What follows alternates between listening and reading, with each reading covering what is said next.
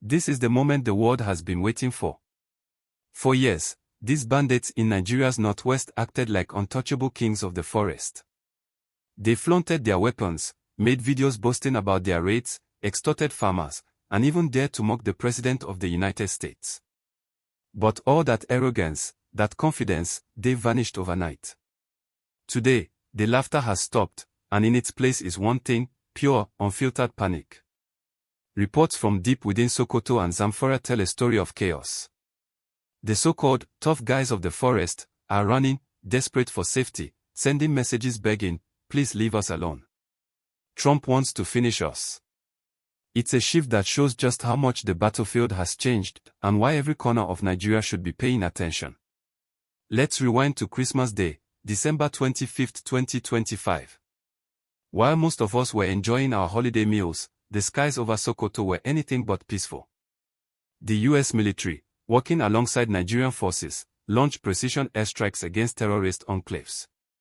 These weren't warning shots, they were Tomahawk missiles and Hellfire strikes from MQ-9 Reaper drones, hitting the Lakurawa and ISWAP elements hiding in border communities.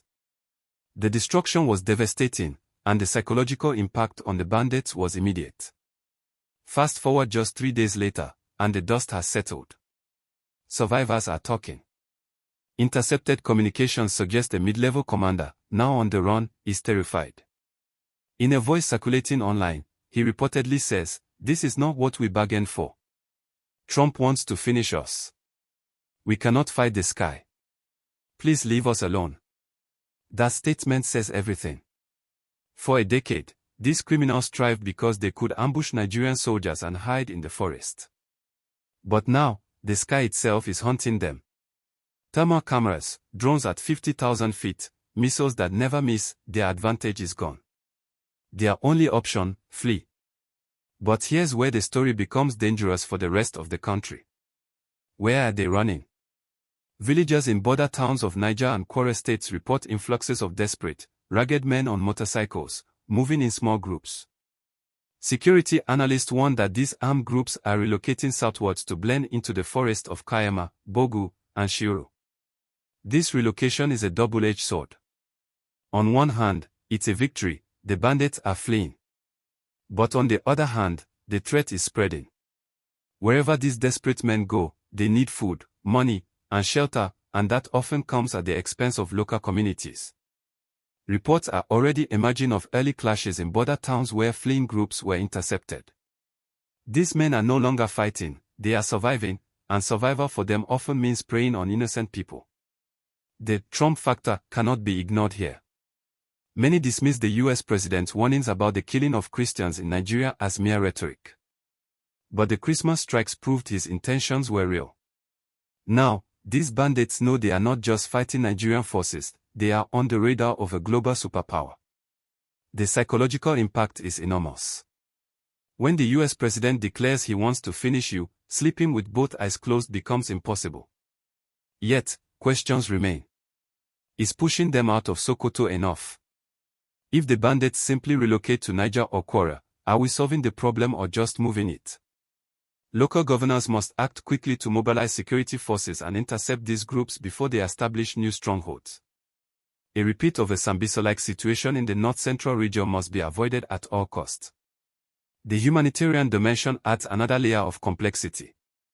Some fleeing bandits are reportedly using hostages as human shields, knowing that American drones will hesitate if civilians are present. One wrong strike could turn public opinion against the operation, making the conflict even more delicate.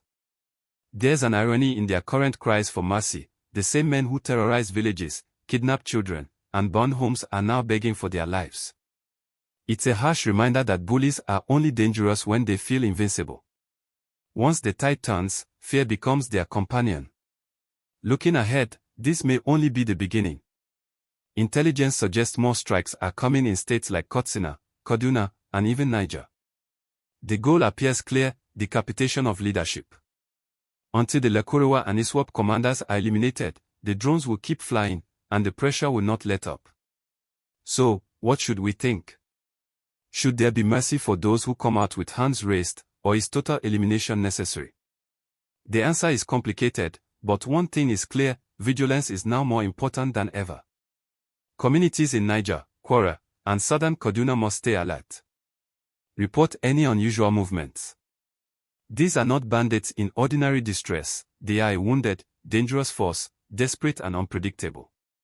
The game has changed. The forest no longer hides them. The sky is watching, and the ground is no longer safe. Every strike, every intercepted movement, every moment matters. The map of insecurity in Nigeria is shifting, and staying informed could mean the difference between safety and disaster. The war is entering a new phase, and this is the moment when courage, vigilance, and awareness become more important than ever. The question is no longer who is powerful, but who survives when power is in the hands of those willing to strike from above.